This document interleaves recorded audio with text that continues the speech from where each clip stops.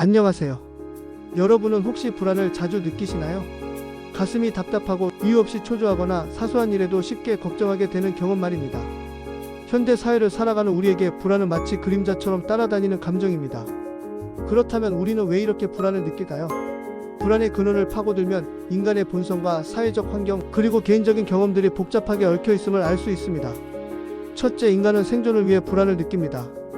아주 먼 옛날 우리의 조상들은 맹수나 기후변화, 식량 부족 등 끊임없는 위험에 노출되어 있었습니다.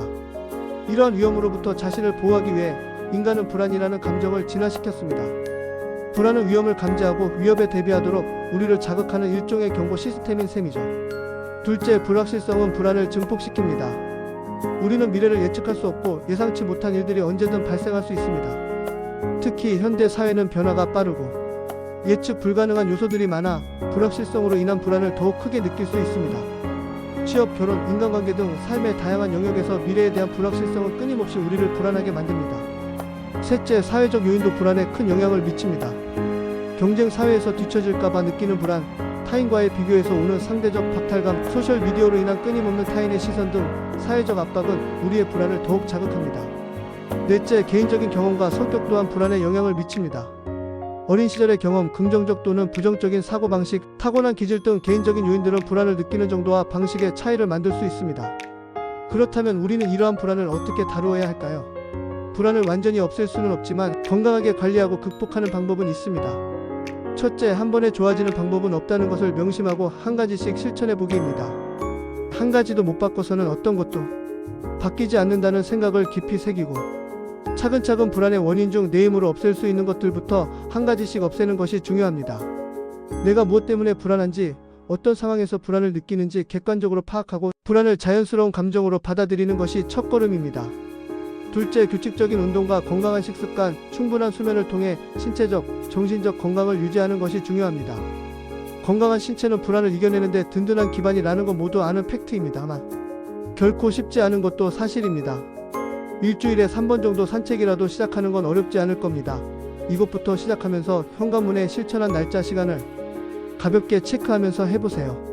셋째, 인간관계를 정리해보세요.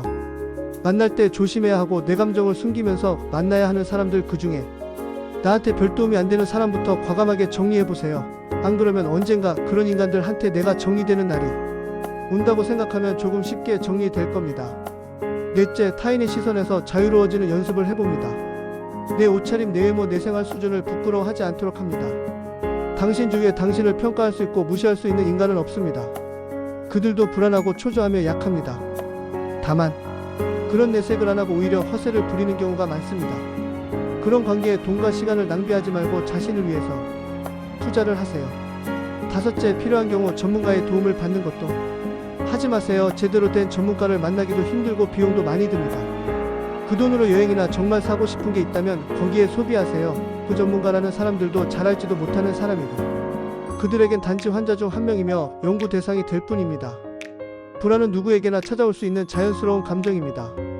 불안을 너무 두려워하지 마세요. 저는 정신과 전문의도 아니고 여러분처럼 불안감에 많은 시간을 괴로워했고 지금도 불안감이 없진 않습니다. 대신 생각을 조금 바꿔서 살아가고 있습니다. 대출이 늘어나고 수입이 줄어서 연체가 되면 어떡하지? 이런 걱정이 들면 노력했는데 못 갚게 되면 회생 절차 받고 다시 시작하지 그러려고 그동안 세금 낸 건데 사회 구성원으로서 내 몫을 못하거나 지금보다 못한 직업을 갖게 되면 어떡하지? 는 수입보단 내가 좋아할 수 있는 일을 찾고 준비하는 시간을 갖자.